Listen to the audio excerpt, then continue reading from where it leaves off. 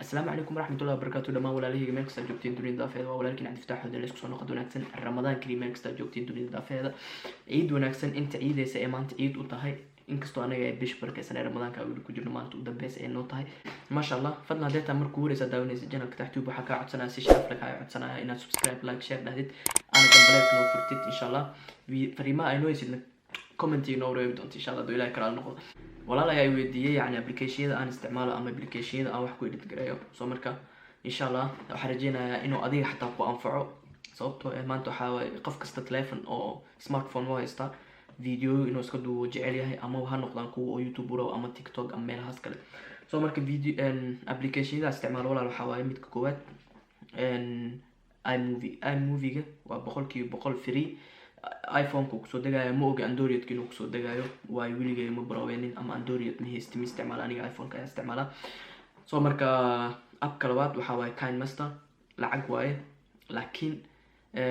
video waa ku samaysan kartaa hadaa rabtid waaye laakiin marka lacag ka bixisid wuxuu ka reebayaa xayeysiinta kor ku soo koreyso sida video-gan waxa lagu ilaaliyay KineMaster camal oo kor calaamad xayeysiintiisa ayuu ka reebayaa soo marka KineMaster iyo iMovie-gan waxay kala fiican yihiin ani ahaanteeda waxa jeclahay inaan isticmaalo fudeed hadii loo waxa fudud iMovie-ga laakiin qurux iyo quality markii loo waxa fiican KineMaster sababtoo ay markaa gadatid wuxuu ka reebayaa waxa sawirka uu soo sheegay xayeysiinta iyo waxyaabo oo kor ku soo saaray marka video-ga dhameystid tan labaad waxa ku edit gareey kartaa waxyaabaha yani aad ku duubtid green screen-ka iyo background-ka ayaa ku bedeli kartaa sida marka wax ku edit gareysid ama sida video marka ku duubatid green screen soo marka teeda kale waxyaabo oo ku qurxinayo video qurux badan oo quality la ka dhigayo ayuu wata programyadaasna waa ku lacagta oo app-ka sababta laga gadayo sababtaas waa tan kale oo ku fiican yahay waxay tahay marka aad lacag ka baxsatid ama app-kaas aad gadatid oo freega qaybta freega aad isticmaaleen oo qaybta lacagta aad isticmaalaysid waxa helaysaa ay program oo app-kaas ku dhex jiro waxay ku noqonayaan free sida rabtid ayaa u isticmaalaysaa yani character ayaa ka isticmaalaysaa ha noqoto sida green screen saad ku sheegay green screen horta markasta waa ku sameyn kartaa laakiin xayeysiintu way ku soo koreysaa laakiin sida videoyada marka video qurux badan waxa rabtid inaad ku dadarsid waxyaabo badan oo wata oo aad ku dadarsan kartid videoyadaada soo marka music ha noqoto oo background-ka music-da saarto ha noqoto inaad ku samaysatid thumbnail ama ha noqoto thumbnail waxa ka wada sawirka ugu horeeya aad arkaysid YouTube-ka marka video la soo geliyo sawirka ka horeeya hordhaca soo marka taas waa gooni soo marka waxyaabo badan oo leeyahay aan maskaxdeeda hadda ku jirin aan fiirin aan ahaanteeda ma fiirinin laakiin iMovie-ga wuxuu ka caawinayaa sida aad samaysanaysid asaa fudud maadaama uu fudud yahay asaa isku daya inaan si fiican nifaansiyo iMovie-gu wuxuu ku fiican yahay sida aad ku samaysay sida loogu sameeyo slow motion video ama video story-yada soo tan kale waxa waaye uu ku fiican yahay ma dhib badno asidan inaad fahantid 10 daqiiqo ay kugu qaadanaysaa 10 daqiiqo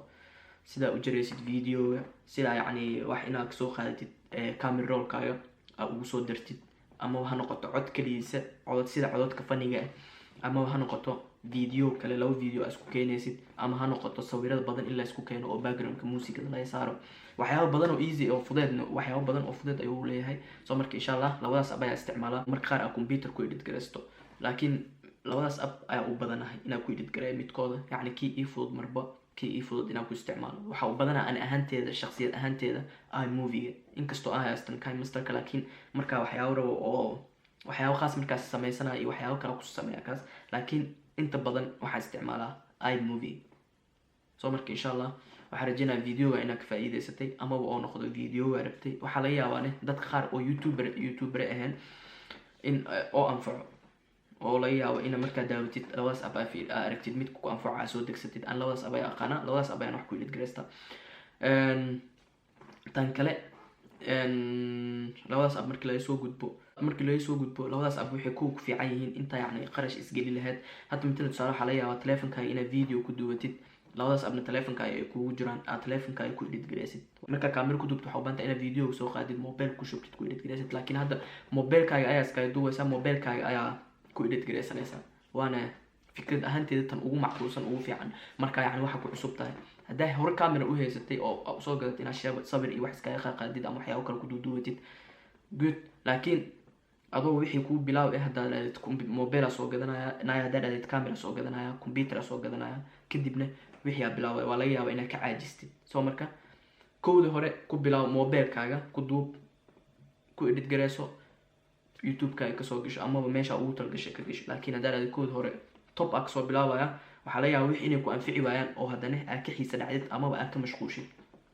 soo marka waxaan rajeynaya inuu ku anfaco videogan. aad iyo aad u mahadsantahay daawashada video aad daawanaysid. fadlan haddii aad markuu horeysa channelkeena daawanaysid youtube waxaan kaa codsanaya inaad kambaleel subscribe dhaadid kambaleel like iyo share noo dhaadid fariimaha inoo haysid comment inoo wareego doonto insha allahu tacaala.